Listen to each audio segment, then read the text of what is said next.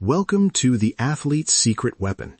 Before we get into this, understand something most athletes miss. Your performance isn't just physical, and it's not just mental. It's all connected. The way you think, the way your body responds, the way you handle pressure, your breathing, your awareness, it all works together. And when that connection is off, you feel it. But when it's aligned, everything slows down.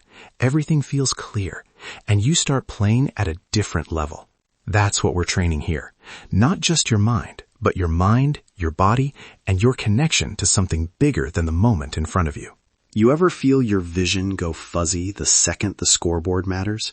That tightness in your chest, the hands that don't do what they normally do, and a tiny mistake turns into a spiral that defines the rest of the game? You're not choking because you're weak. You're not failing because you didn't try. There's a silent thief at work. Your attention collapses and your body follows. This episode is about that thief, and one tool to stop it in its tracks. Let's call it out. Picture this. It's late in the match. The stands are loud. Your heart's revving. And suddenly, your world shrinks. You only see the ball, the rim, the player in front of you. Everything else disappears. Your breathing shortens, your shoulders clamp, and your brain turns into a critic that yells at the last mistake. You tell yourself to calm down, to focus harder, but that only tightens everything more. Sound familiar? That narrowing isn't a failure of guts or effort. It's attention and the body reacting to threat. Exactly. What I see with athletes again and again is a collapsing attentional window. Under pressure, the visual system goes into tunnel mode, high contrast, central focus. Everything outside that center gets dismissed. That might feel like concentration, but it reduces situational awareness and slows the automatic motor patterns you trained. You lose the smooth feed between seeing and doing. The try harder advice people give actually makes it worse because it narrows you further. And on the somatic side, that tunnel vision pairs with a sympathetic spike, faster heartbeat, shallow inhale, neck and shoulder tension. The body interprets pressure as threat and flips to protection. When that happens, your muscles tighten and your timing changes. So the fix needs to reach attention and the nervous system together, not just pep talks. So here's the reframe I want you to hold. It's not that you lack confidence or grit. It's that your attentional frame and your body are locked into a defensive mode. If we widen the frame and soften the body for 30 seconds, we can flip from reactive to ready. That's the authority moment. This is trainable, and it's immediate. The secret weapon is simple, sensory, and repeatable. No long scripts, no fake positivity. Just a short reset that reconnects vision, breath, and touch. I call it the Peripheral Frame Reset.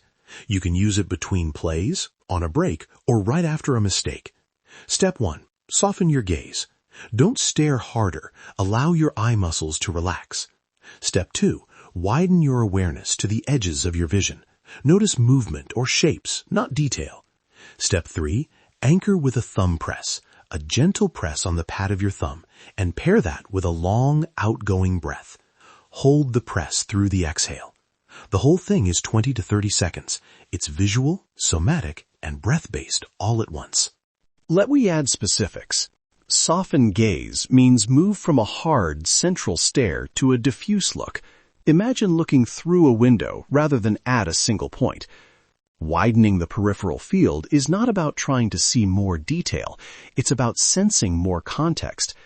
Athletes will often report after doing this that the world feels less tight and that their first movement is smoother.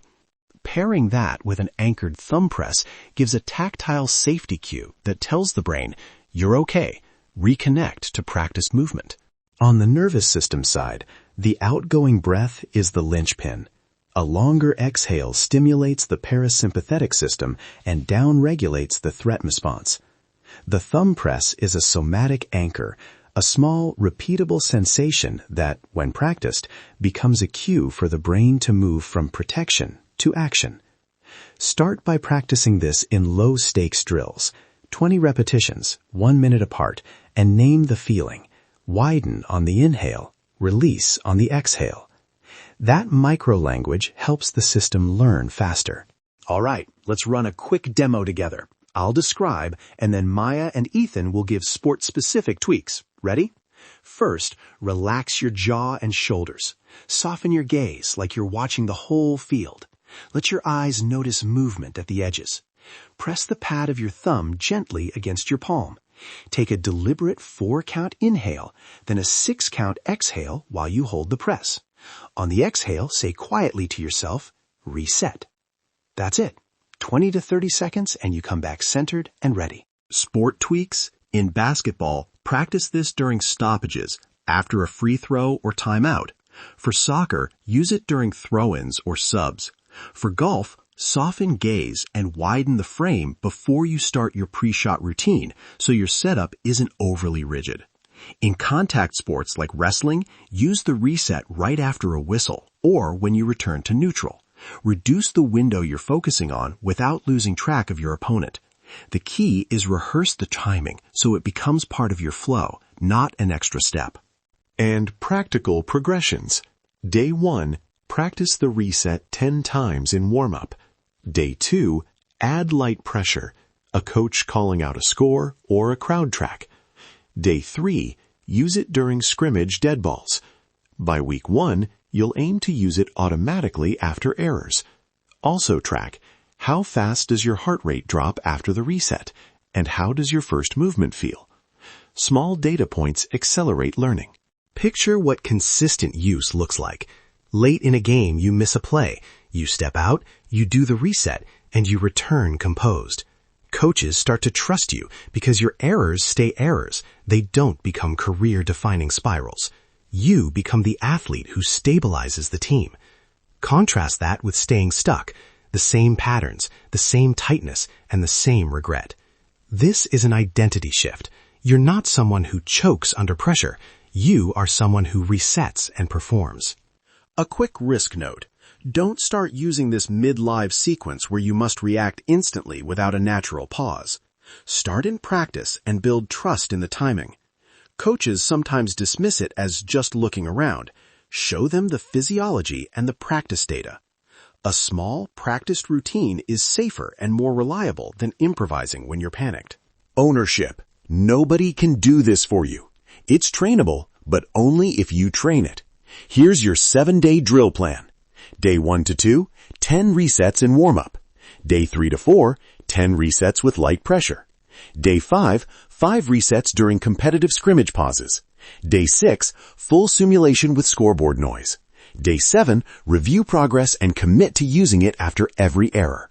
Record a short clip of you practicing and tag us on social with your notes. We want to see the work. This is how you build automaticity.